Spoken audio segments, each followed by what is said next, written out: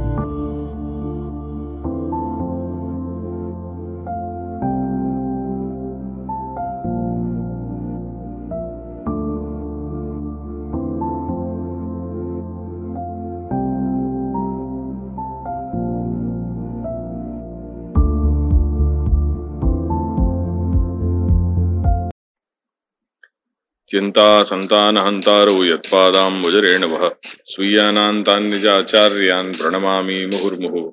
यदनुग्रहतो जन्तुः सर्वदुःखादिगो भवेत् तमहं सर्वदा वन्दे श्रीमद्वल्लभनन्दनम्। ज्ञानतिमिरान्धस्य ज्ञानाञ्जनशलाकया चक्षुरुन्मीलितं येन तस्मै श्रीगुरवे नमः। नमामि हृदये शेषे लीलाक्षीराब्धिशायिनं लक्ष्मीसहस्रलीलाभिः सेव्यमानं कलानिधिम्। चतुर्भिश्च त्रिभिस्तथा षड्भिर्विराजते योऽसौ पंचधा हृदये मम।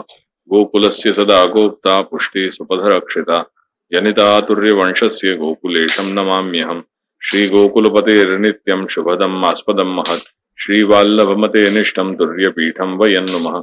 यस्य दर्शनमात्रेण भवेन्नेत्रोत्सवो नृणां सदानन्दस्वरूपं तं देवकीनन्दनं नुमः। निःसृत्येयन्मुखाम्भोजात् दर्शनं दर्शनं भवेत् पथ संदर्शकं भक्त्या देवकी नन्दनं नुमः। अविद्यारूप संसारे सुविद्या प्रापको जनान् देवकी सुतपादानां पादरेणुर्प्रसीदतु। बुद्धिप्रेरक कृष्णस्य पादपद्मं प्रसीदतु। ध्यानासमर्थ जीवानाम् अस्माकं सर्वदा स्वतः।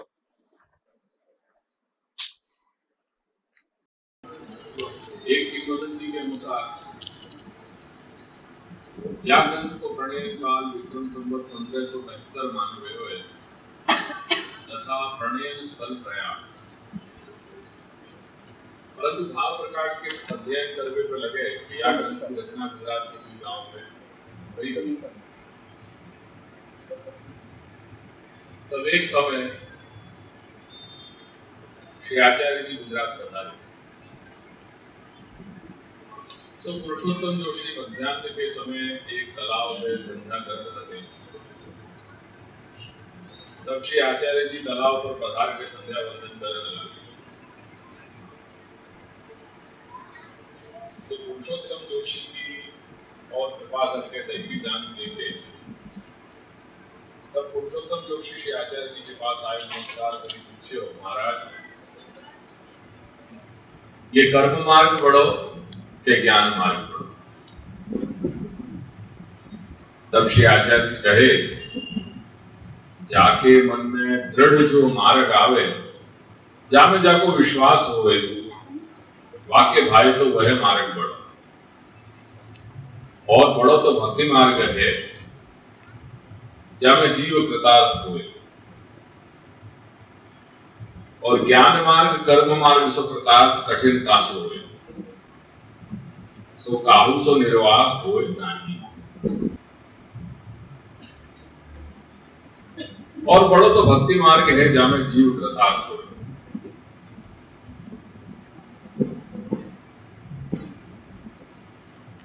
और ज्ञान मार्ग कर्म मार्ग सो कृतार्थ कठिनता सो होए सो काहू सो निर्वाह होए नहीं।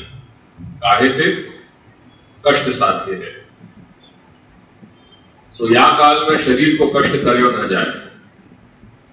वो शरीर को कष्ट सहे तो मन ठिकाने रहे, ताते भक्ति मार्ग में जीव कृतार्थ होए और आश्रय नहीं।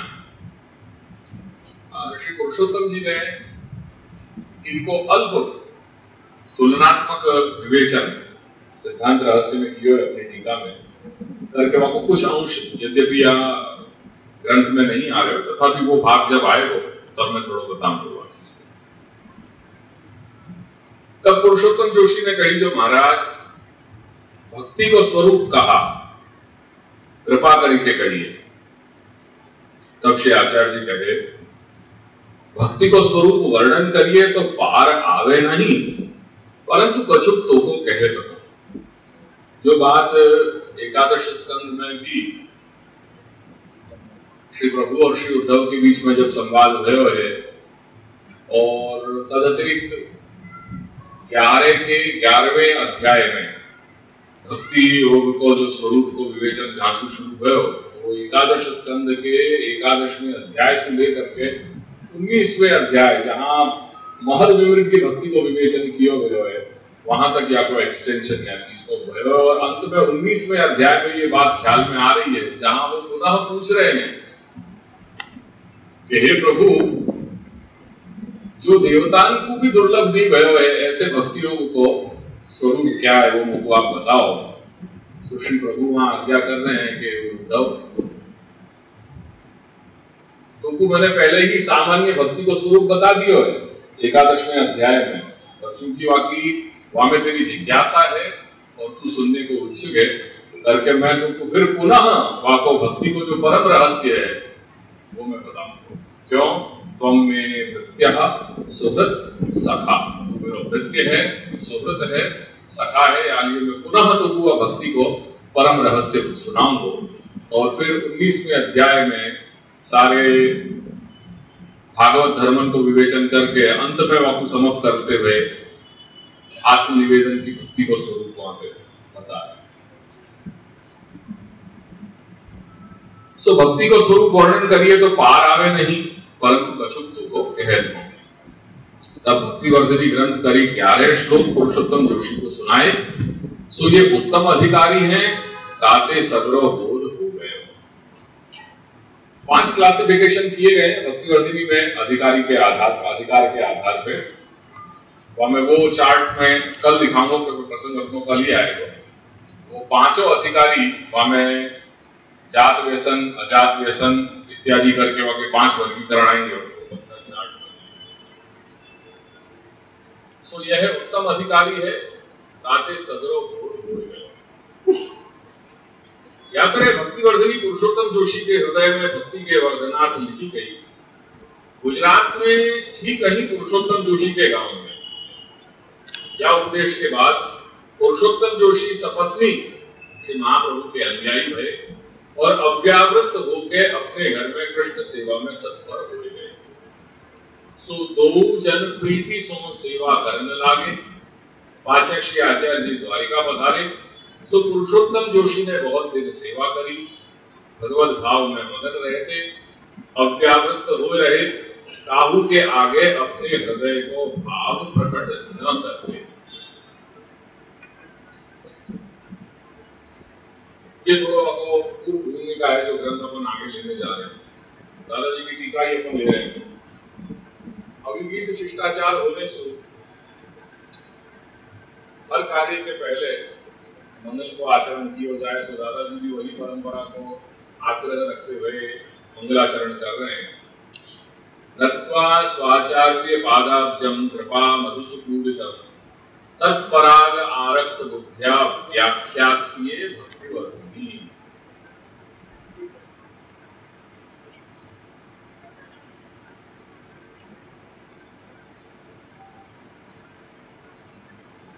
आशा विज्ञान की दृष्टि से कोई भी श्लोक को अन्वय करते पहले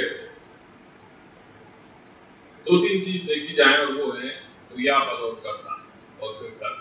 तो सबसे पहले क्रियापद देखा जाए तो यहाँ व्याख्यास्ये ये क्रियापद है। कौन व्याख्यास्ये? संस्कृत भाषा की एक खूबी है कि अगर क्रियापद ही आ गए तो क्रियापद के उल्लेख मात्र स्वरूप वो परिज्ञान या वो अनुमान लगा दिया जाए कि यहाँ कर्ता जो है कौन होएगा। कर्ता कहने की जरूरत नहीं है। अहम व्याख्यास्य, मैं व्याख्यास्य, ऐसे या प्रकार से अहम व्याख्यास्य जो क्रियापद है इटसेल्फ वो क्रियापद बता देगा कि कौन सो कर्ता कौन से वचन में है और कौन से पुरुष में है। तो व्याख्यास्य, क्या व्याख्यास्य? उत्तर में देख रहे हैं भक्तिवर्धनी व्याख्यास्य। या नहीं ख्याल में आ रहे हो पूछिए, ये प्रवचन टाइप को नहीं होगा, ग्रंथ सत्र है तो ग्रंथ के रूप में ही मैं आपको चला जानी ख्याल में। भक्तिवर्धनी व्याख्यास्य, भक्तिवर्धनी की व्याख्या, भक्तिवर्धनी को व्याख्यान कर रहे हो कैसे? तो कह रहे हैं कि नत्वा स्वाचार्य पादाब्जम नत्वा, वो पादाब्जम कैसे हैं?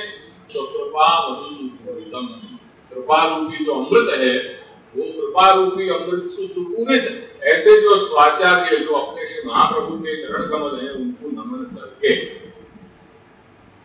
तो यहाँ नमन आ गया, ये नमनात्मक नमस्कारात्मक मंगलाचरण हो गया। और नमन की कहानी तो कहाँ तक कहिए, नमन को क्या महात्म्य है ये निबंध में बहुत प्रकार रूप से बताया हुआ है। अगर वो थोड़ा सुनना चाहो तो वो भी सबके संग प्रसंगोपात वो भी मैं बता दूं। नमन क्यों अपने यहाँ इतना महत्व हो है।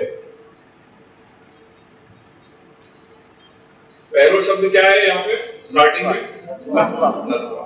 ठीक है, अब यह नमन को क्यों अपने मार्ग में इतनी प्रधानता या महात्म्य क्यों है, यह बात को बताते हुए श्री महाप्रभु अपने निबंध के अंतर्गत जो शास्त्रार्थ प्रकरण है वह मेरी आज्ञा कर रहे हैं। नमो भगवते तस्मै कृष्णाय अद्भुतकर्मणे रूपनाम विभेदेन जगत् ये वहां मंगलाचरण की और वो मंगलाचरण को सबसे पहला जो वाक्य जो शब्द है वो है पद है नमो, नमो भगवते। अब कह रहे हैं कि यहाँ नमः और खोलते हुए श्री महाप्रभु आज्ञा कर रहे हैं कि भगवती जीवनी ही नमन में वो कर्तव्य, भगवान के विषय में जीव केवल नमन कर सके, नमन के अतिरिक्त तो कुछ भी नहीं, ना अधिकम शक्यम, या सो अधिक जीव के पास कोई सामर्थ्य नहीं कि वो श्री प्रभु के विषय में कुछ भी कर सके। इति सिद्धांत, ये सिद्धांत है।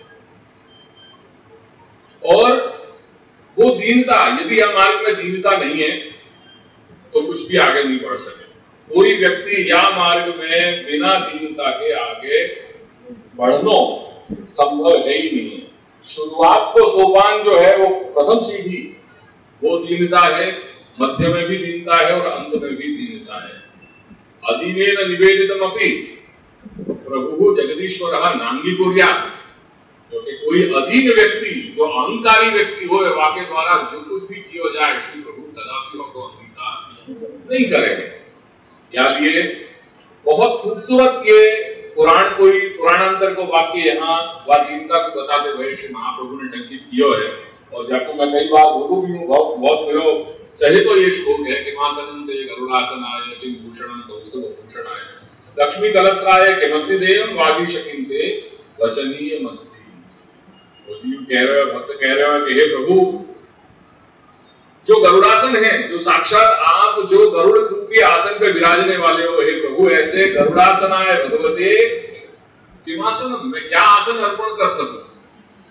किम भूषणं कौस्तुभभूषणाय, जो साक्षात कौस्तुभ भूषण को आभूषण को, जो मणि में आभूषण में सर्वश्रेष्ठ ऐसे कौस्तुभ आभूषण को अपने वक्षस्थल पे अलंकृत कर रहे हैं, ऐसे हे प्रभु मैं आपको किन आभूषण से अलंकृत कर सकूं?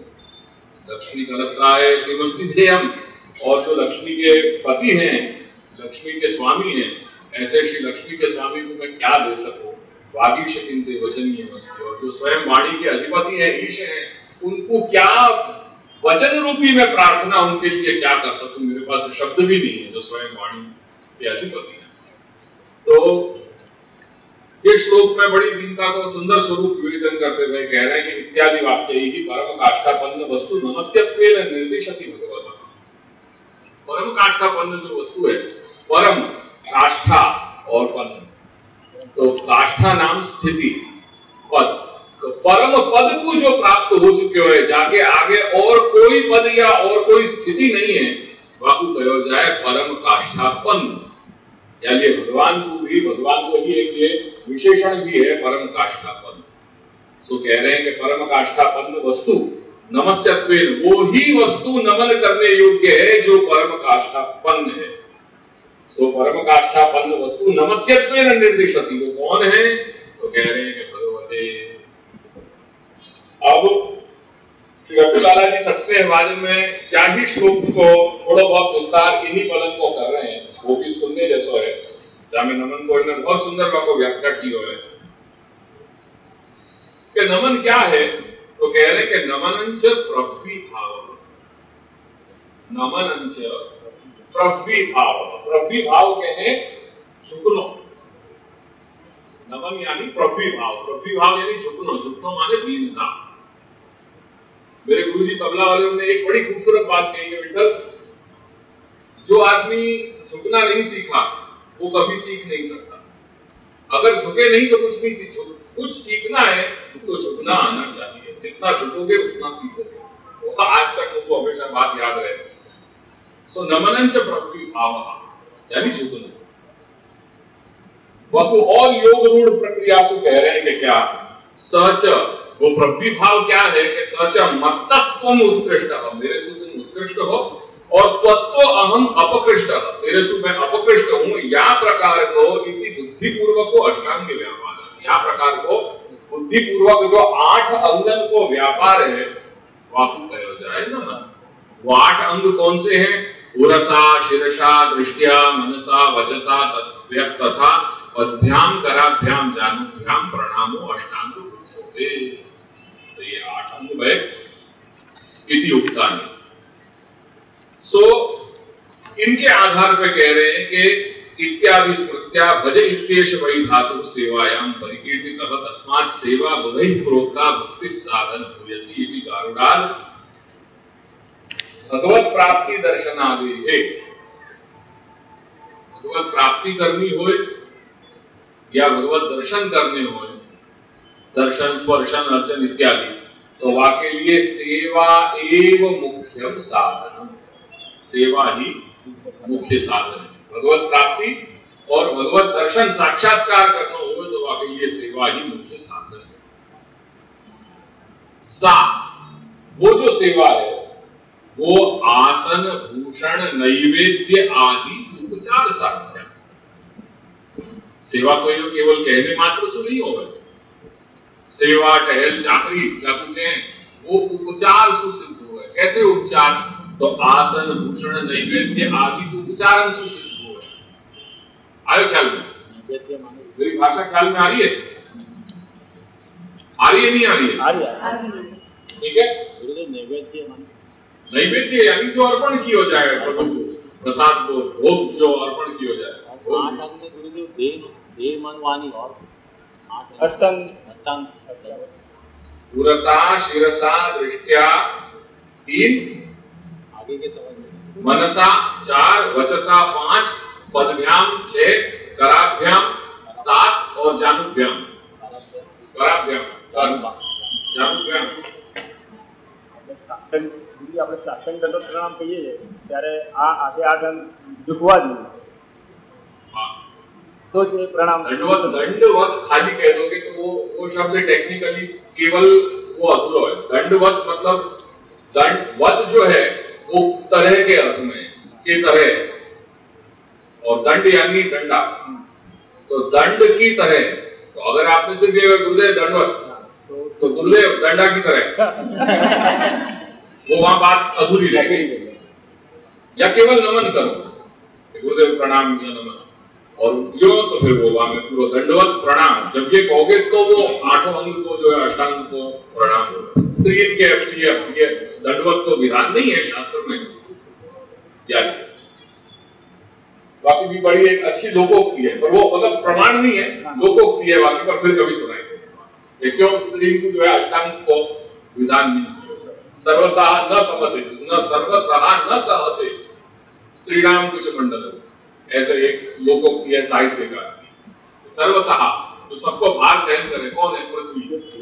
सबको भार सहन करने वाली भी ये सहन नहीं करे, ऐसे पर वो कोई अलग गाता है। तो साज आसन, भूषण, नैवेद्य आदि उपचार साध्या, वो जो सेवा है वो आसन भूषण नैवेद्य आदि उपचार सिद्ध करेंगे। अब प्रॉब्लम क्या है कि उपचाराश्च अस्माकं सर्वे लौकिकाः। समस्या ये है कि हमारे जो भी उपचार हैं वो लौकिक है, क्योंकि हम जब लोक में रह रहे हैं तो लोक संसार में रहने के कारण हमारे उपचार भी जितने भी होंगे वो सब जो है लौकिक होंगे। कैसे कि यथा अस्माभिः शक्यम आसनं काष्ठादिमयम्, कि हम जो कुछ भी आसन करेंगे 10 जो है वो लकड़ा का सिंहासन सिद्ध कर देंगे। अंततो गत्वा मणिसुवर्णमयमपि दीयमानं छंदोमयात् हिरण्मयात् गारुडात् अतिदुर्लभेन। कोई बहुत ज्यादा साधन संपन्न होएगा तो वो लकड़ा के सिंहासन को जो है वो चांदी और सोने से रत्न जटित कर देगा, पर फिर वो भी वो मणि सुवर्ण रत्न मंडित सिंहासन भी अंततो गत्वा जो श्री प्रभु को सहज जो गरुड़ जी वाला जो आसन है वासु तो न्यून ही रहेगा, बाकी तो बिना में कहां आ जाएगा। तो ये आसन की बात आई। अति उत्तमम अपनी नैवेद्यम श्री लक्ष्मी कृत पाकात तथा, और उत्तम से उत्तम अपन अगर नैवेद्य भी श्री प्रभु के लिए अपन सिद्ध करेंगे तो भी श्री महालक्ष्मी जो सिद्ध कर रही है श्री प्रभु के लिए जो पाक, बाकी तुलना में कहां अपने पाक या सामग्री को ले आओगे। वहां पे भी योग्यता नहीं है। अतो न एक भगवत तोष संभाव्यते करके इन सारे पदार्थों से भगवत तोष श्री प्रभु को संतोष नहीं होवे, संभव ही नहीं है। ऐसे लौकिक उपचारन सु कभी देखियो है नहीं। महाराजो जीर्ण अति कठोर कंबलम परिधापितः पुत्रवादिना भुजितश्च तुष्यति। जो धनाढ्य के जमींदार राजा महाराज लोग हो गए, क्या उनके यहाँ देखियो कैसे क्वालिटी के कपड़ा है, बेहतरीन जो है वो कपड़ा है कह रहे हैं। और क्या कोद्रावादी से उनको जो है वो भोजन में क्या ऐसे ऐसे स्थूल जो है वो भोजन आए वो क्या उत्तम से उत्तम क्वालिटी हो। प्रभु कौन है? वो उत्तम वस्तु के भोक्ता है, करके वहां कुछ योग्यता उपचार भी तो उनके लायक होने चाहिए कि नहीं होने चाहिए। ये बात और है कि आजकल अपन सेवा में अपन ज्यादा जो है अच्छी क्वालिटी के कपड़ा पहने, ठाकुर जी को जो 4 साल पुराना वस्त्र है वही चल रहा है, चल रहे। अतो न एक भगवत तोष संभाव्यते करके भगवत दोष होएगो कैसे वास्तविक। किंच स भगवान षड्गुण संपन्न। कौन की बात कर रहे हो? वो भगवान है, भगनाम षड्धर्म से वो सिद्ध है, षड्धर्म युक्त है। किंच स भगवान षड्गुण संपन्न और सेवका जीवास्तु षड्गुण तिरोभावशालितया। और हम जो सेवक हैं उनमें षड्धर्म तिरोधान है, भगवान ने षड्धर्म में विराजमान। भी कहीं कोई योग्यता नहीं, कोई समानता नहीं। अतोपि न योग्यता अतः वस्तूनाम सेवा योग्यत्वार्थम आत्मनिवेदनेन ब्रह्मता संपादने अपि अभिमान त्यागात् दैन्यम तु आवश्यकमेव करके वस्तु मात्र की सेवा में योग्यता सिद्ध हो जाए, क्योंकि अल्टीमेटली कहीं कोई आधार कोई व्यवस्था तो बनानी पड़ेगी ना। अगर व्यवस्था नहीं बनाओगे तो चलेगा कैसे काम? सेवा करनी है, भगवत प्राप्ति करनी है, भगवान के दर्शन करने और वाके लिए शास्त्र ने बता दियो, श्री महाप्रभु ने बता दियो कि सेवा एवं मुख्य साधन, सेवा ही मुख्य साधन है। और वो सेवा आसन भूषण नैवेद्य आदि उपचार सिद्ध हो रही है। प्रॉब्लम ये है कि उपचार हमारे सारे लौकिक है, भगवान के जो स्वाभाविक उपचार है उनसे अति अधम कोटि के हमारे उपचार है। अब करेंगे क्या? करके हमारे द्वारा करे गए जो उपचार हैं वो उपचार भगवान के स्वाभाविक उपचारण की तुलना में कैसे आएंगे? समस्या ये सता रही है। और ऐसी ही कुछ समस्या श्री महाप्रभु को हो रही थी। वह समस्या को दूर करने के लिए श्री प्रभु प्रकट होकर के श्रावण मास की एकादशी के तिथि के अर्धरात्रि समय में प्रकट होकर के उनने वहां उपाय बता दियो। ब्रह्म संबंध करणात् सर्वेषां देहजीवयो सर्वदोष निवृत्ति करके वो पूरा बताने के बाद सर्वेषां ब्रह्मता ततः अंत में जाकर के क्या कही? सर्वेषां ब्रह्मता ततः। तो सर्वेषां पदार्थानां वस्तुनां ब्रह्मता ततः। तो कह रहे हैं दत्तलाला जी कि वस्तुनां सेवा योग्यत्वार्थम, वस्तु मात्र की सेवा में योग्यता हो जाए वो कैसे होगी? वाके लिए आत्मनिवेदन करना जरूरी है। है वो आत्मनिवेदन के द्वारा ब्रह्मता संपादने, ब्रह्मता को संपादन होगा वह वस्तु मात्र में, और ब्रह्मता को संपादन होने के बाद वो वस्तु भगवत उपभोग के अनुकूल बनेगी, बाकी अंदर वो प्रकार की योग्यता आएगी। वो होने पे भी जो जरूरी है वो बात ये कह रहे हैं कि अभिमान त्याग, हमें अपने अभिमान को त्याग होना बहुत जरूरी है। जब तक ये मेरो पदार्थ में जब तक मेरे पने को त्याग नहीं होएगा और ये मेरो नहीं है ये तेरो है, या प्रकार की भावना जब तक नहीं जागे तो तब तक वो चीज भगवान के उपयोग के लायक नहीं बनते। सो दैन्यम तो आवश्यकम है। क्यों दैन्यम आवश्यकम? दीनता क्यों आवश्यक है? क्योंकि अधीनेन निवेदितम अपि, जो अधीन व्यक्ति है, कौन? अहंकारी जो व्यक्ति होवे, वाके द्वारा कुछ भी निवेदन किया गयो, वह स्थिति में मैं स्वतः सर्वेश्वर आप्तकाम नांगी पुरिया, मैं सर्वेश्वर हूं, मैं मेरी कामनाएं अपने इच्छा से प्रकट करूं और मेरी कामनाओं को मैं अपने सामर्थ्य से पूरी करूं, वो और कोई की आवश्यकता नहीं है। वह स्थिति में वो सर्वेश्वर हो जाए, जगदीश्वर करके जो अधीन व्यक्ति है वह को कुछ भी अंगीकार करे नहीं। और वह को बहुत सचोट उदाहरण देखना हो तो अपने गोकुलनाथ जी के जितने मंदिर हैं गामडान में, वहां जाओ, देखो हर जगह उनने अपने जो है अहंकार की बात बना। सिर्फ शायद एक जगह रह गई होगी और ठाकुर जी को श्रीयंग, अगर बस चले हो तो शायद ठाकुर जी के श्रीयंग में भी फलाना फलाना हसमुखलाल रमनलाल जयश्री योगेश ये भी लिखवा देते हैं। ठाकुर जी के स्वरूप में जड़नो बस वो बाकी रह गए, बाकी कोई जगह छोड़ी नहीं। अगर आपने कहा कि आत्मनिवेदन करवाથી ब्रह्मता संपादन, तो એને એક પ્રશ્ન એવો થાય કોન્ફ્લિક્ટ કે આપણે જોઈએ તો આપણે કહીએ કે બધું જ બ્રહ્મ છે, તો આત્મનિવેદન કરવાથી બ્રહ્મરૂપ એ થાય છે, બ્રહ્મરૂપતા સંપાદન થાય છે, થોડો મને વિરોધ लागे। ऐसा है साहब, जब अपन कहते हैं कि हर वस्तु ब्रह्मात्मक है, वो एक दार्शनिक वाक्य है, वो अपनी जगह है, और कोई भी वस्तु को जब इस रूप में अप्लाई किया जाता है तब उसकी ब्रह्मता कैसे सिद्ध होगी, वो प्रोसीजर अलग है जो सिद्धांत रहस्य और नवरत्न में, यानी अंतरंग और बहिरंग पक्ष। बहिरंग पक्ष व्यवस्था सिद्धांत रहस्य से बताइए, और जो अंतर पक्ष है यानी मनोभाव डेवलपमेंट जो करने की बात है वो है नवरत्न से बताइए। तो ये दोनों पासे अंतरंग और बहिरंग, जो अपनी एक वैष्णव की एक एटीट्यूड होनी चाहिए आगे बढ़ने के लिए, वो एटीट्यूड डेवलप करने के लिए ये बहिरंग और अंतरंग ये दोनों पक्षों की जरूरत है। जो डेवलपमेंट श्री महाप्रभु ने अपन को नवरत्न और सिद्धांत रहस्य से बताया। तो कोई भी वस्तु की ब्रह्मता को संपादन कैसे किया जाए, वो कैसे भगवत उपयोगी बने, बाकी भगवत उपयोग में आने की योग्यता कैसे सिद्ध होगा, वो प्रोसीजर अपन को यहाँ बताया, वो एक अलग बात है। और जब ये बात कही जा रही है कि सर्वम खलु इदं ब्रह्म, या सब कुछ वस्तु मात्र ब्रह्मात्मक है, वो एक दार्शनिक स्टेटमेंट है जो या सर्जन की के स्वरूप को समझाया जाता है।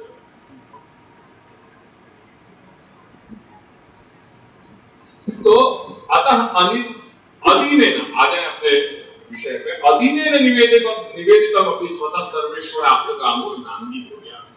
जो अधीन व्यक्ति है यानी जो अहंकारी व्यक्ति है, वाके द्वारा कुछ भी निवेदन किया गया स्वतः सर्वेश्वर आप्तकामो नांगी हो गया। श्री प्रभु वास्तव में कैसे हो जाए? स्वतः सर्वेश्वर हो जाए, कोई की अपेक्षा नहीं है, और आप्तकाम है, स्वयं वो अपनी जो है इच्छा को प्रकट करें और अपनी इच्छा को अपने ही सामर्थ्य से वो पूरी करें। अतः संप्रदाय करके संप्रदाय में शरणागति अनंतरम एव आत्मनिवेदनं क्रियते करके अपने संप्रदाय में ये एक जो है वो परंपरा हुई कि शरणागति के बाद भी आत्मनिवेदन कराया जाए, माने कंठी दीक्षा लेने के बाद, नाम दीक्षा लेने के बाद ही ब्रह्म संबंध आत्मनिवेदन कराया जाए। निवेदन उत्तरम, निवेदन के बाद उपचाराणाम स्वरूप योग्यत्वेपि, यद्यपि स्वरूप की योग्यता हो जा रही है, पदार्थ मात्र की स्वरूप योग्यता हो जा रही है, तथापि प्रत्यह सेवायाम, प्रतिदिन सेवा में दैन्य सहकारो अपेक्षितः एव। दैन्य को सहकार तो अपेक्षित है। दैन्य को सहकार माने प्रतिदिन जो अपन श्री प्रभु के सन्मुख खड़े होकर के और हाथ में तुलसी दल लेकर के जो आत्मनिवेदन सगद्य पंचाक्षर महामंत्र जो बोल रहे हैं वो क्या है? वो अपने वही तो अपने निवेदनम तो स्मर्तव्यम वाली जो बात है वही तो यहाँ कर रहे हैं। अपन बार बार कह रहे हैं, अपने आप को एहसास दिला रहे हैं कि पापा सक्तस्य दीनस्य कृत्येव गतिर्मम, पापा सक्तस्य दीनस्य कृत्येव गतिर्मम, पापा सक्तस्य दीनस्य कृत्येव गतिर्मम। क्यों? क्योंकि प्रत्यह सेवायाम दैन्य सहकारो अपेक्षिता एव। अपेक्षित है। कारण क्यों? भगवान को मान पसंद नहीं। सर्वोत्तम भक्तेषु अपि मानादिना, जो सर्वोत्तम भक्त हैं, संप्रदाय के सर्वोत्तम भक्त कौन है? कौन है? ब्रजस्वामी जी। तो सर्वोत्तम भक्तेषु भी मानादिना, ऐसे प्रसंग मिल रहे हैं लीला में कि जब से उनने मान कियो तो तिरोधानस्य, भगवान तिरोधान हो गए। मान पसंद नहीं है। दैन्याद आविर्भावस्य च कथनात्, और जब फिर पुनः हमने जब दैन्य प्रकट किया गोपी गीत के द्वारा तो वहां श्री प्रभु पुनः प्रकट हुए करके अपने यहाँ दीनता बहुत जरूरी है। तो जहां सर्वोत्तम भक्तन की ये स्थिति है कि उनको मान श्री प्रभु ने स्वीकार नहीं, तो का कथा आधुनिक का नाम। आधुनिक हम जैसे, मैं और आप जैसे लोगों की क्या कथा कह रहे हो भाई? और वो कैसे? अज्ञानाद आत्मनिवेदनम मात्रवताम, जिनको आत्मनिवेदन को स्वरूप तक मालूम नहीं है, मात्र जिनने कोई अज्ञानता में वो चलो भाई ब्रह्मसंबंध मणि देवी से ले लीजिए, जो या पॉलिसी से ब्रह्मसंबंध ले रहे हैं, वो ऐसे आधुनिकन की क्या कहानी कह रहे हो? जहां सर्वोत्तम भक्तन को, ये सर्वोत्तम भक्त जो कोटि के भक्त हैं उनको मान श्री प्रभु नहीं सहयोग, तो यहाँ का बात कर रहे हो आधुनिक लोगों की? अतएव गोपालतापनीये मुमुक्षुर्वै शरणम अनुव्रजेत करके उपनिषद और वेद शास्त्र सारे ये बात कह रहे हैं कि मुमुक्षुर्वै शरणम अनुव्रजेत, मुमुक्षु होकर के श्री प्रभु की शरण में जा। श्वेताश्वतरे मुमुक्षुर्वै शरणम अहम प्रपद्ये, मुमुक्षु होकर के श्री प्रभु के शरण में जा। एवं आदिशु शरणागतेरेव मोक्ष हेतुता श्रूयते, एक शरणागति भी तो है कि जो मोक्ष की हेतु है। अगर शरणागति नहीं है तो मोक्ष मिलेगा कैसे? साच प्रविभाव रूपा एव, वो जो दीनता है वो प्रविभाव रूपा एव, वो प्रविभाव रूप ही है। इति या हेतुषु स एव प्राथमिकम मुख्यं च साधनम, वो प्राथमिक और मुख्य साधन वही है। क्या? प्रविभाव दीनता शरणागति। तत्पूर्वकः एव सेवोपचारः भगवन्तं प्रसादयन्ति, तत्पूर्वक सेवा उपचार या दीनता सहित हर एलिमेंट में जो कुछ भी उपचार भगवद अर्थ कर रहे हो, वहां में जब तुमने ये शरणागति तुम्हारे दीनता की सुवास वहां में मिला दी, तो ऐसे सुवास सुपूरित होकर के पदार्थ मात्र को अंगीकार करने में भगवान को आनंद आता है। तो यहाँ कह रहे हैं कि तत्पूर्वका एव सेवोपचाराः भगवन्तं प्रसादयन्ति, वो भगवत दोष को साधन बन गए ऐसे उपचार हमारे। अतएव गीतायां नमस्यन्तश्च मां भक्त्या नित्ययुक्ता उपासते इति तत्पूर्वकता सेवनस्य उच्यते करके गीता में ये बात कह रहे हैं। नमस्यन्तश्च, नमस्कार करते भय, कैसे? मां भक्त्या, मुकुंद भक्ति सु नमस्कार करते भय, ऐसे जो नित्य युक्त जो जीव हैं, जो साधक हैं, वो मेरी उपासना करेंगे करके तत्पूर्वकता सेवनस्य उच्यते। नमोस्तुते देववर प्रसीद, नमस्ते हरसे शोचिषे। और भी यही बात को अपने आप ही देख लो। नमामि यमुनामहं सकल सिद्धि हेतु मुदा, पहला पद क्या है? नमामि यमुनामहं सकल सिद्धि हेतु मुदा, नमो भगवते तस्मै कृष्णाय भूत कर्मणे, नत्वा हरिं सदानंदं सर्व सिद्धांत संग्रहम, नत्वा हरिं प्रवक्ष्यामि स्व सिद्धांत विनिश्चयम। और वही चीज को फॉलो करते हुए यहाँ श्री दादाजी आज्ञा कर रहे हैं कि नत्वा स्वाचार्य पादाब्जं कृपा मधुसूदनम। श्री महाप्रभु के चरणारविंद कैसे हैं? कृपा रूपी जो अमृत है वासु सुपूरित है, ऐसे श्री महाप्रभु के चरणारविंद, उनके चरण कमल को मैं नमन कर रहा हूं। और वह चरण कमल के जो पराग हैं, जो रजकण हैं, वो रजकण सु आरक्त हो गई है बुद्धि मेरी। ऐसी बुद्धि सु अब मैं वो भक्तिवर्धिनी को मैं व्याख्यान करने में, वो आरक्त जो बुद्धि है ना, वो परम कोटि को स्नेह वहां बताया जा रहा है। जो परम कोटि के स्नेह को श्री ब्रजस्वामिनी के जो परम कोटि को स्नेह है, तो वह स्नेह को उनको पुष्ट करने की आवश्यकता नहीं थी, भगवान को वो पुष्ट करना पड़े।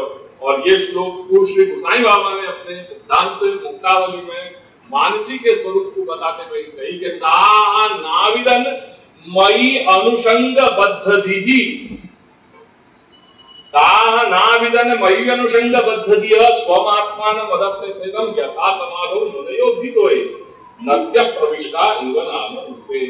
भगवान जो अनुषंग बताया, भगवान आज्ञा कर रहे हैं कि ता वो ब्रजस्वामिनी है। कैसी हो गई कि मई अनुषंग, कैसी है वो ब्रजस्वामिनी है कि मई अनुषंग बद्धति, एकदम चौंट गई है। अनुषंग बद्धति, एकदम चौंट गई है जिनकी बुद्धि मेरे अंदर, ऐसी चौंटी है कि वो अपने आप को ही कृष्ण मानने लगी है। उनको यही नहीं ख्याल कि मेरा कोई अलग भिन्न स्वरूप है, वो यही ऐसी वो वहां अभेद सिद्ध हो गया। वो प्रेम की, स्नेह की पराकाष्ठा, वह भक्ति की पराकाष्ठा श्री प्रभु में उनकी ऐसी है कि कहीं कहीं उनको यह प्रतीत हो रहा है कि मैं ही कृष्ण। तो ताह नाविदन मई अनुषंग बद्धति, तो ऐसे ही यहाँ आरक्त जो यहाँ पद है, वो आरक्त यही चीज को बता रहे हो। तो वो रजकण जो है, वो रजकण से पूरा लेपन हो गया है मेरी बुद्धि को, लेप लगा दिया जाए, ऐसी कुछ यहाँ बात बताई जा रही है कि तत्पराग अनुरक्त बुद्धिया व्याख्या से भक्तिवर्धिनी। क्योंकि जब तक वो अनुरक्त बुद्धि नहीं होगी, तब तक कोई भी वह विषय के प्रति जो सच्चो न्याय होना चाहिए वो नहीं हो पाएगा। या घर की तासीर है, गोकुलनाथ जी की घर की अनन्यता अगर तुम्हारे अंदर नहीं आई, तो गोकुलनाथ जी के घर को कभी भी नहीं समझ पाओगे कि ये घर क्या है। ये घर मात्र और मात्र श्री दादाजी के रजकण की कृपा होए तो ही ये समझ में आवे। बाकी भी तो पूरे जिंदगी भूल जो है तुम्हारी लगी, या घर को कभी नहीं समझ पाओगे। सो तत्पराग आरक्त बुद्धिया, हर जगह दादाजी के इन्हीं पदन में ये घर की जो तासीर है वो नजर आई। ऐसे ही पद है कि जिनको मैं बताऊंगा कि जहां क्यों श्री गोकुलेश के घर की दृढ़ता, अनन्यता, टेक क्यों है, वो इन्हीं पद में। ये कोई आज की बात नहीं है, ये अपन को धरोहर मूल सुनी है। सो तत्पराग आरक्त बुद्धिया व्याख्या से बुद्धिवर्धिनी, तद बुद्धि दृढ़ता सिद्ध्यई पितृपाद राजांस्यहं प्रत्याधाय प्रवृत्तोस्मि नान्यथा इति निश्चितम्। तो कह रहे हैं कि तद बुद्धि दृढ़ता, ऊपर क्या पद आया, तत्पराग आरक्त बुद्धिया। तो जब तक वो आरक्त बुद्धि नहीं है, तब तक वो भक्तिवर्धिनी को जो आर्त है श्री महाप्रभु को, क्यों भाषा विज्ञान कह रहे हो, तात्पर्यार्थो ही खलु वक्तुः हार्दं कथयति। एक नियम भाषा विज्ञान, तात्पर्य कोर मीनिंग, बिल्कुल हार्ड कोर मीनिंग, जैसे कोर हो है, बाकी ऊपर कितनी लेयर हो है, कोर जो है इनर मोस्ट है, तो कोर मीनिंग जो है वही तो कहें तात्पर्य, जो है अंतरंगतम। जैसे सेवा को यह विषय में कभी अगर मान लो अगर वो प्रसंग आया तो सेवा की जो 6 भाषाएं बताए गए हैं वो कई संकलन में किए हैं, बहिरंगतम, बहिरंगतर, बहिरंग, अंतरंग, अंतरंगतर और अंतरंगतम। तो जो अंतरंगतम है वो जो है कोर मीनिंग है, वही को अपन तात्पर्यार्थ कह रहे हैं। तो भाषा विज्ञान को एक नियम है कि तात्पर्यार्थो ही खलु वक्तुः हार्दं कथयति। तात्पर्यार्थ क्या है, वो तात्पर्यार्थ ऐसा अर्थ है, अर्थ को वो ले है कि जो वक्ता के हार्द को कहे। और जब तक ये तत्पराग आरक्त बुद्धि नहीं हो रही है, तो यहाँ में एक जो और ध्वनि जो निकल रही है वो क्या है कि जब तक आरक्त बुद्धि नहीं है, तब तक श्री महाप्रभु को, भक्तिवर्धिनी को जो हार्द है, जो आशय श्री जो कहना चाह रहे हैं, वो व्याख्यान में नहीं आएगा, वो चमत्कृति नहीं आएगी। श्री महाप्रभु को हार्द कब जाने हो उन्हीं की कृपा सु, उनके चरणारविंद के रजकण सु आरक्त जब बुद्धि हो जा रही है, तभी श्री महाप्रभु के वो हाथ को तुम कह पाओगे, अन्यथा नहीं। जैसे श्री महाप्रभु वहां आज्ञा करें भागवत के लिए, भागवत के तो अनेक व्याख्याकार हो गए, पर क्यों कह रहे हैं कि नहीं विभुर वैश्वानराज भागपते अन्य कोटि समर्थ मानुष तनु विधाय माम व्यासवंत चिंतति।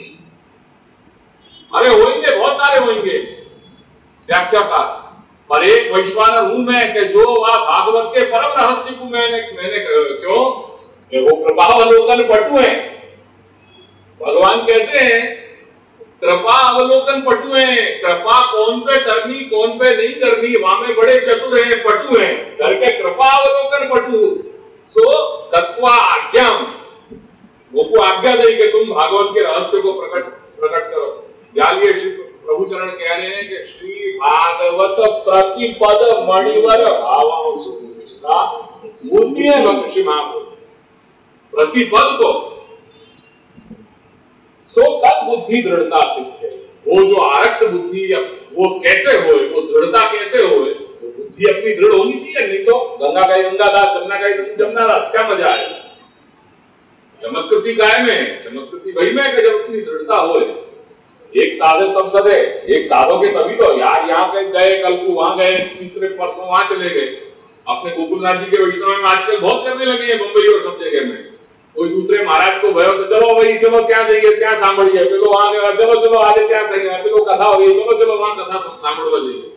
आजकल बहुत हो गया भाई। पाओगे क्या? कुछ नहीं। क्यों? कि तुम्हारे अंदर कहीं कोई वो है नहीं है, जो निष्ठा होनी चाहिए, जो दृढ़ता होनी चाहिए। बिना पहले की लौटाओ, जहां पर लौटा दिए लौट जाओ, वो स्थिति तुम लोगों की याद होगी। जब तक दृढ़ता नहीं भाई, तब तक पाओगे क्या? कुछ भी तो नहीं पाए। सो तद बुद्धि दृढ़ता सिद्ध, पितृपाद रजांस्य हम अहम, मैं श्री महाप्रभु के श्री गोसाई बाबा के चरणारविंद को हृदय आता है, अपने हृदय में धारण करके प्रवृत्त भयो, या में मेरा और कोई भी हेतु नहीं है। प्रवृत्त उसमें नान्य था, ये प्रयोजन बताए कि कोई भी कार्य या प्रकार को हुए तो वो भगवत प्रीत्यर्थ ही हुए, और जो भगवत प्रीत्यर्थ कार्य हुए वहां में वो निर्गुणता की सुवास, वो गुणंसु परे। जैसे दान, तो दान की कोटि बताई गई है कि एक कुछ दान जो है वो सात्विक कोटि को हुए, कुछ दान जो है वो राजस कोटि को हुए, कुछ तामस कोटि को हुए। और जो भगवत प्रीत्यर्थ आचार्य श्रेष्ठ को जो दिया जाए, वो दान जो है वो सर्वसु सबसु ऊपर जाकर के निर्गुण कोटि को हो जाए। तो वही बात यहाँ है कि हृदय आधाय प्रवृत्त उसमें मात्र व बुद्धि की दृढ़ता सिद्धि करने के लिए कि मेरे अंतःकरण में मात्र उनको ही संबंध हो और कुछ नहीं, उन चरणारविंद के रचकण को यानी उनको हृदय में धारण करके मैं प्रवृत्त भय हूं। नान्य था इति ही निश्चितम, ये निश्चित है, हमें कोई संदेह नहीं। ये दो मंगलाचरण करने के बाद ग्रंथ पे अपन आ जाएं। अर्थ शब्द जो है वो मंगलवाची है और प्रारंभ को भी वाची है। जब जब कोई भी कार्य शुरू किया जाए तो अर्थ शब्द का प्रयोग किया जाए। अर्थ एकदम विचार्यते इत्यादि ऐसे प्रयोग जो है वो काफी बने। तो अर्थ जो है वो मंगलवाची भी है, एज वेल एज वो शुरुआत को भी बताने वाला है। अतः आचार्य चरणाः स्वमार्गांगी कृतानां स्वमार्गीय भक्ति वृद्धि प्रकारम अजानताम कृपया तद्ज्ञापनाय तद्वृद्धि प्रकारम प्रतिजानते। दिखाई दे रहा है? आगे क्रियापद ढूंढो। प्रतिजानते, प्रतिज्ञा कर रहे हैं। कौन प्रतिज्ञा कर रहे हैं? आचार्य चरणाः, श्री महाप्रभु प्रतिज्ञा कर रहे हैं। अब क्या प्रतिज्ञा कर रहे हैं ये सुनो। स्वमार्ग अंगीकृता नाम, अपने मार्ग में जो अंगीकृत जो जीव है वो जीव कैसे हैं? तो स्वमार्गीय भक्ति वृद्धि प्रकारम अजानता, जो स्वमार्गीय भक्ति को वृद्धि कैसे करनी, भक्ति को दृढ़ कैसे करना, वो प्रकार को जान नहीं रहे, अजानता। मार्ग में तो आ गए, पर मार्ग में आने के बाद भक्ति को विकास कैसे किया जाए, वह भक्ति को दृढ़ कैसे किया जाए,